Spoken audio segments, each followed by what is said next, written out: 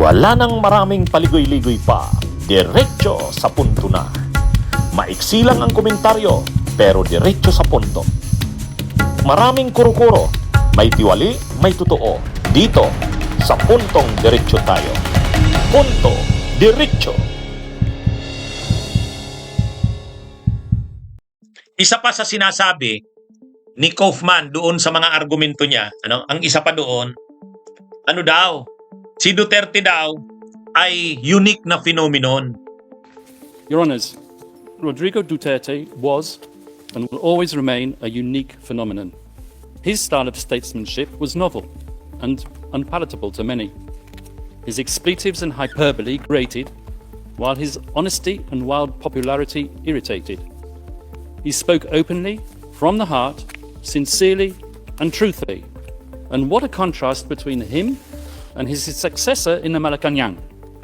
For President Rudy, his word was his word and the people knew it. Unique na phenomenon daw si Duterte. Si Duterte daw kasi ay mahal ng tao, parang the people's president.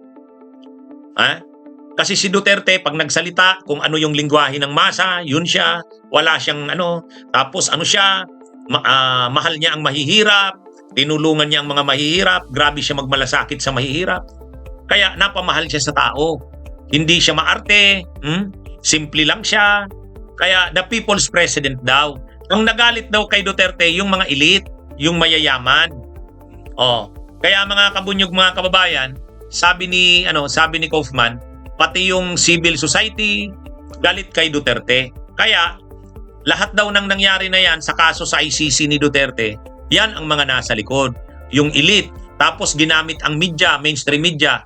Parang ang mga linabas daw ng mga balita sa mainstream media, panay paninira kay Duterte. Pati yung mga pictures kinuha ng mga photographers, talagang inayos daw yon para masira talaga si Duterte.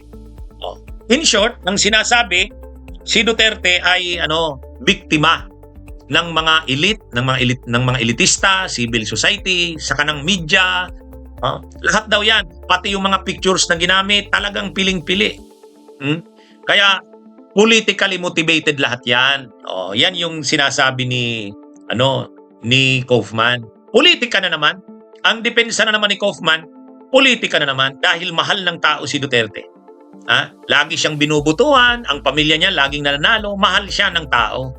Ngayon, may mga elitista daw na hindi gusto si Duterte. Sila rin ang may-ari ng mga media, kaya yung mga lumabas na mga balita sa media, piling-pili lang yun, sinisiraan lang si Duterte. Pati yung mga pictures na kinuha, ang gaganda ng kuha, ang mga video, para siraan si Duterte. Yun daw mga reports ng mga patayan, exaggerated lahat yun, hindi totoo yun. Ganon yung depensa ni Kaufman, mga kabunyog, mga kababayan. Sa totoo lang,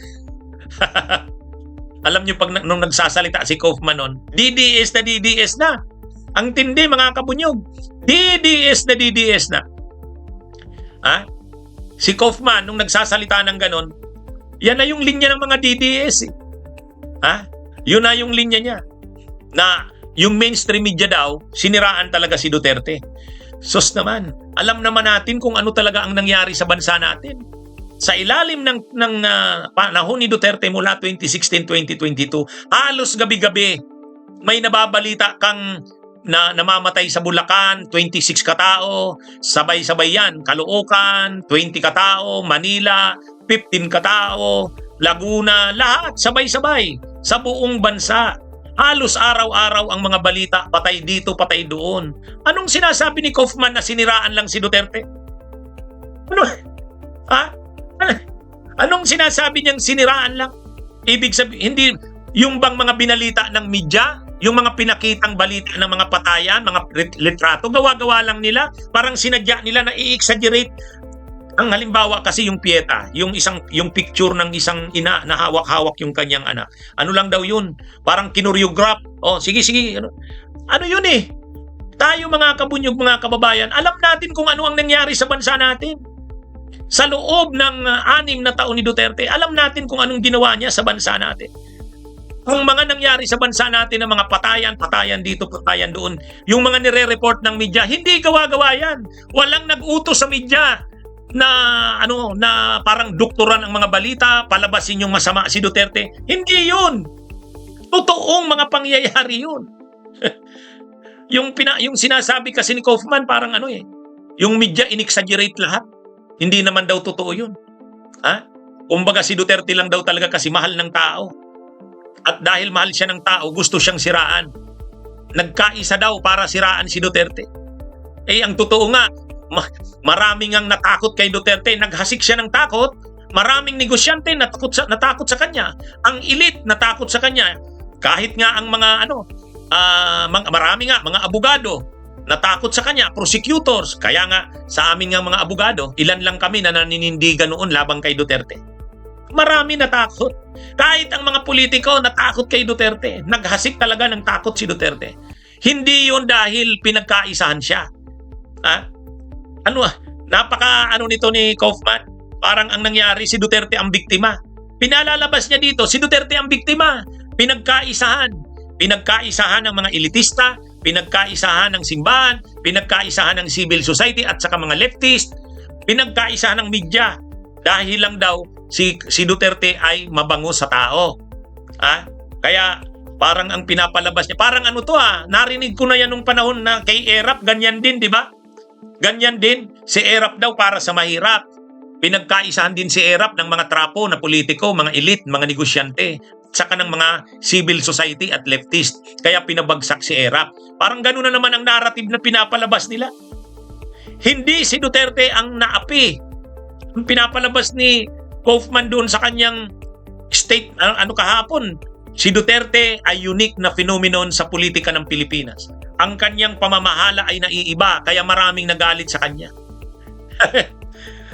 Parang maging biktima pa si Duterte. Si Duterte ang maraming tinakot, maraming natakot dyan. Kahit mga negosyante natakot sa kanya. Hindi lang natakot, marami ring nadala ng kanyang mga propaganda, mga fake news, nabudol, marami yun. Marami kahit sa simbahan, kahit sa mga pare, kahit sa mga abogado, negosyante.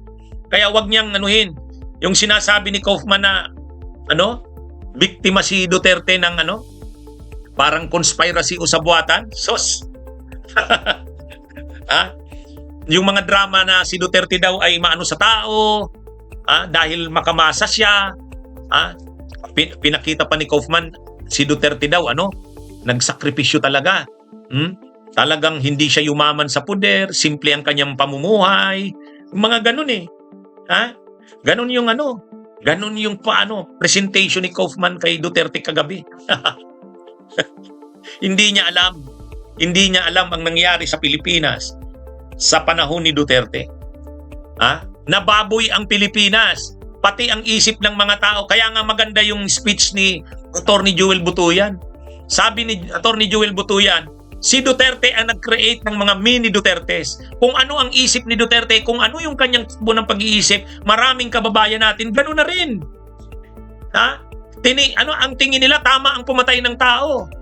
Tama yun, basta ganito ganyan. Gano'n na ang naging kaisipan.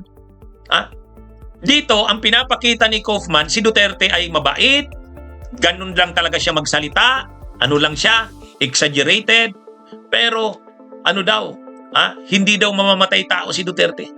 Niya lang daw yun. Talagang gusto niya lang maghasik ng takot, pero hindi naman totoo yun na talagang seryoso pumatay ng tao. Yan yung sinasabi ni Kaufman, mga kabunyog, mga kababayan. Bunyog, halikan na kasama ka. Bunyog, kapag buklod ay may pag-asa. Luzon, Visayas, Mindanao, isa ang pananaw.